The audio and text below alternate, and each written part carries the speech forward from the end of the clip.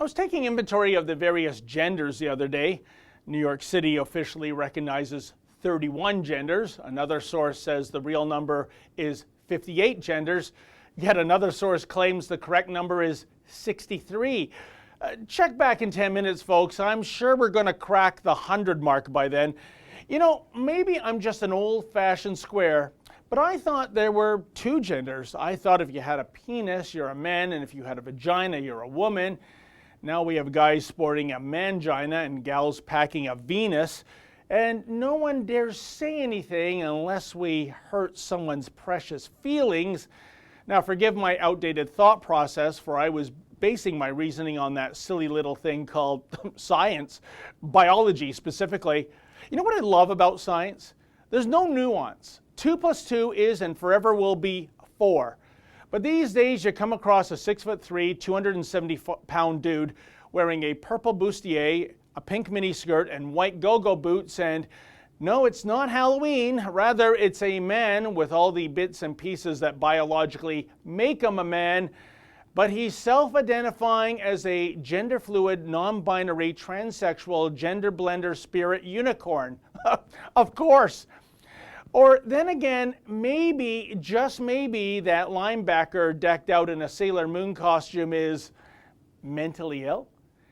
Well, now comes word that there's indeed grist for the mill for old-timers like me who think men pretending to be women and vice versa might indeed be suffering from mental illness. Exhibit A, writing in Crisis magazine, Elise Erhard makes a connection between transgenderism and autism. Erhard, who is not transgender, has Asperger's syndrome, and typical among Asperger's girls in their adolescence, Erhard preferred the company of boys due to the bullying she experienced from other girls. Now, citing a social media campaign featuring the hashtag #AutisticTransPride, she understands why autistic adolescents believe they're transgender when in fact they're not. These adolescents are told they are a girl trapped in a boy's body or a boy trapped in a girl's body, and many parents buy into this completely unscientific hypothesis. Indeed, in a recent National Post column by Susan Bradley, Bradley notes the following, quote, "As a child psychiatrist with experience in both ASD and gender discomfort, I share Erhard's concern and can substantiate her claim. In her account, I see a familiar story of a youth with ASD who feels socially isolated and confused about sexual feelings as she moves into adolescence," end quote. Bradley believes irreversible medical interventions such as hormones and surgery should be postponed until there's certainty that the individuals are fully able to understand that there's no going back.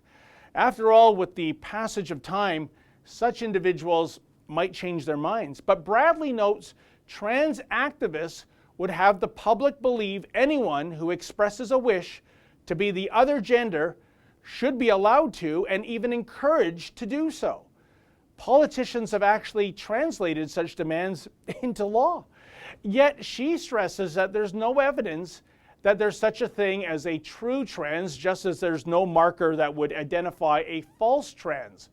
And to accept the wishes of those with autism at face value really isn't an act of kindness. Of course, the likes of Erhard and Bradley are being condemned as transphobic by the trans community due to their politically incorrect, albeit logical viewpoints. But then again, Erhard and Bradley are basing their comments on science as opposed to feelings. For the Rebel.media, I'm David the Menzoid Menzies. Like what you just saw? Then click subscribe below and never miss another Rebel video.